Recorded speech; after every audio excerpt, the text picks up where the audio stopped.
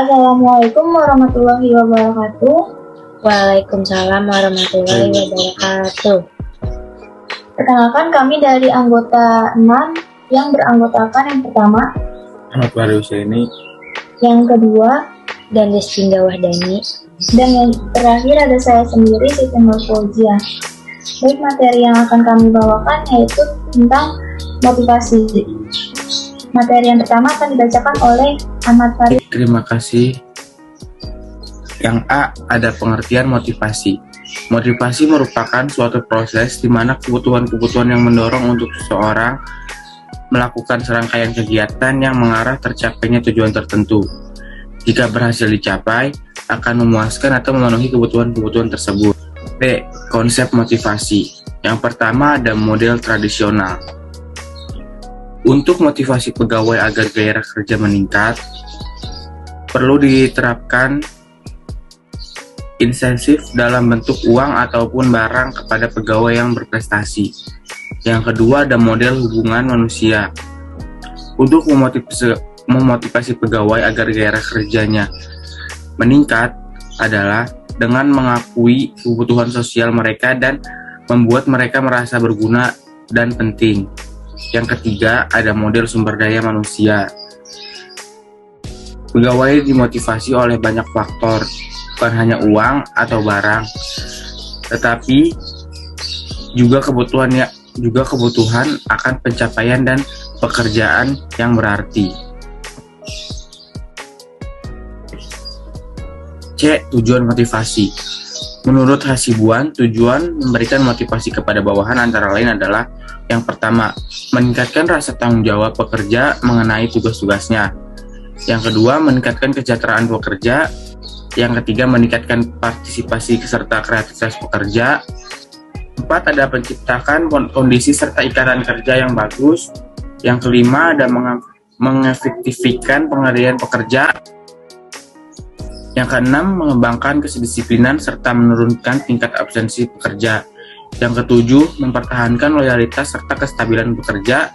Yang ke-8, mengembangkan produktivitas pekerja. Yang ke-9, meningkatkan kepuasan kerja serta moral. Yang ke-10, mendukung semangat kerja serta gairah.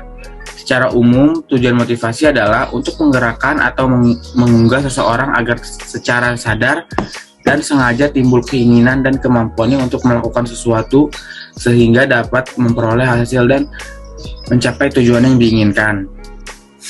Yang D, teori motivasi. 1. Teori motivasi Abraham Maslow atau teori kebutuhan. Abraham Maslow mengemukakan bahwa pada dasarnya semua manusia memiliki kebutuhan pokok. Ia menunjukkan dalam tingkatan yang berbentuk piramid. Piramid yang pertama ada fisiologis, seperti makan, minuman, tidur, pakaian, dan lain-lain. Piramid yang kedua ada rasa aman, keamanan, keteraturan, stabilitas, dan lain-lain. Piramid ketiga ada sosial, seperti afeksi, relasi, keluarga, dan lain-lain. Piramid yang keempat ada penghargaan, seperti pencapaian, status, tanggung jawab, reputasi, dan lain-lain. Piramida yang kelima, akuliasi diri, seperti pengembangan diri, pemenuhan ideologi, dan lain-lain. Baik, terima kasih Siti Nur Fauzia. Yang kedua, teori motivasi Heisenberg atau teori dua faktor. Menurut Heisenberg, 1966 ada dua jenis faktor yang mendorong seseorang untuk berusaha mencapai kepuasan dan menjauhkan diri dari ketidakpuasan. Dua faktor itu disebutnya faktor higiene atau faktor ekstrinsik dan faktor motivator atau faktor intrinsik. Yang A, faktor higiene memotivasi seseorang untuk keluar dari ketidakpuasan, termasuk di dalamnya adalah hubungan antar manusia, timbalan, kondisi, lingkungan, dan sebagainya. Yang B, faktor motivator memotivasi seseorang untuk berusaha mencapai kepuasan yang termasuk di dalamnya adalah achievement, pengakuan, kemajuan, tingkat kehidupan, dan sebagainya. Yang ketiga, teori motivasi Fromm atau teori harapan. Teori dari Fromm tentang Cognitive Theory of Motivation menjelaskan mengapa seseorang tidak akan melakukan sesuatu yang ia yakini ia tidak dapat melakukannya, sekalipun hasil dari pekerjaannya itu sangat dapat ia inginkan. Menurut Fromm, tinggi rendahnya motivasi seseorang ditentukan oleh 3 komponen, yaitu A. Ekspektasi atau harapan keberhasilan pada suatu tugas, yang B. Instrumentalis, yaitu penilaian tentang apa yang akan terjadi jika berhasil dalam melakukan suatu tugas. Yang C. Valensi, yaitu respon terhadap outcome seperti perasaan positif, netral, atau negatif. Motivasi tinggi jika usaha menghasilkan sesuatu yang melebihi harapan, motivasi rendah jika usahanya menghasilkan kurang dari yang diharapkan. Jenis motivasi. Jenis motivasi dibagi menjadi 2, yaitu motivasi intrinsik dan ekstrinsik. Motivasi intrinsik adalah motif-motif yang menjadi aktif atau berfungsinya tidak perlu dirangsang dari luar, karena dalam diri setiap individu sudah ada dorongan untuk melakukan sesuatu. Sebagai contoh, seorang yang senang membaca tidak ada yang menyuruh atau mendorongnya. Dia sudah rajin mencari buku-bukunya untuk dibaca. Kemudian kalau dilihat dari segi tujuan, kegiatan yang dilakukan, misal kegiatan belajar, maka yang dimaksud dengan motivasi intrinsik ini adalah ingin mencapai tujuan yang terkandung di dalam perbuatan belajar itu sendiri. Itulah sebabnya motivasi intrinsik juga dapat dikatakan sebagai bentuk yang di dalamnya aktivitas belajar dimulai dan diteruskan berdasarkan suatu dorongan dari dalam diri dan secara mutlak berkaitan dengan aktivitas belajarnya. Yang kedua, motivasi ekstrinsik adalah motif yang aktif dan berfungsinya karena ada perangsang dari luar. Sebagai contoh, seseorang itu belajar karena ia tahu besok paginya akan ujian, dengan harapan mendapatkan nilai yang baik, sehingga akan dipuji oleh temannya. Jadi yang penting bukan karena belajar ingin mengetahui sesuatu, tetapi ingin mendapatkan nilai yang baik atau agar mendapatkan hadiah. Oleh karena itu, motivasi ekstrinsik dapat juga dikatakan sebagai bentuk motivasi yang di dalamnya aktivitas belajar dimulai dan diteruskan berdasarkan dorongan dari luar yang tidak secara mutlak berkaitan dengan aktivitas belajar. Yang F, ciri-ciri motivasi. Menurut Sudirman, motivasi yang ada pada diri setiap orang memiliki ciri-ciri sebagai berikut. 1. Pun menghadapi tugas, dapat bekerja terus-menerus dalam waktu yang lama, tidak pernah berhenti sebelum selesai. 2. Ulet menghadapi kesulitan. 3. Menunjukkan minat terhadap bermacam-macam masalah. 4. Lebih senang bekerja sendiri. 5. Cepat bosan pada tugas-tugas yang rutin. 6. Dapat mempertahankan pendapatannya. 7. Tidak mudah melepaskan hal yang diyakini. 8. Senang mencari dan memecahkan masalah soal-soal. G. Faktor-faktor yang mempengaruhi motivasi. Yang pertama, ada faktor intern. G. Faktor-faktor yang mempengaruhi motivasi. Pertama, ada faktor intern. Pekerja itu sendiri atau the work itself. Berat ringannya tantangan yang dirasakan oleh tenaga kerja dari pekerjaannya. Kedua, kemajuan atau advancement. Besar kecilnya kemungkinan tenaga kerja berpeluang maju dalam pekerjaannya seperti naik pangkat. Yang ketiga, tanggung jawab, responsibility.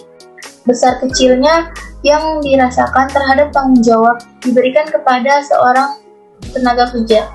Ketiga, ada pengakuan, regosional. Besar kecilnya pengakuan yang diberikan kepada tenaga kerja atas hasil kerja. Yang kelima, ada pencapaian atau achievement. Besar kecilnya kemungkinan tenaga kerja mencapai prestasi kerja tinggi.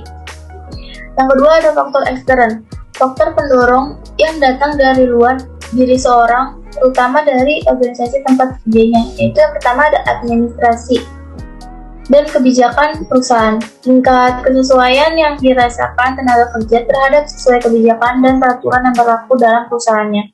Yang kedua, penyeliaan. Tingkat kewajaran penyeliaan dirasakan oleh keluarga tenaga kerja. Yang ketiga, gaji. Kewajaran gaji yang diterima sebagai imbalan terhadap tugas pekerja. Yang keempat, ada hubungan antar pribadi. Tingkat kesesuaian yang dirasakan dalam berinteraksi antar tenaga kerja lain. Dan yang terakhir, ada kondisi kerja. Tingkat kesesuaian kondisi kerja dengan proses pelaksanaannya, tugas pekerjaannya. Proses motivasi.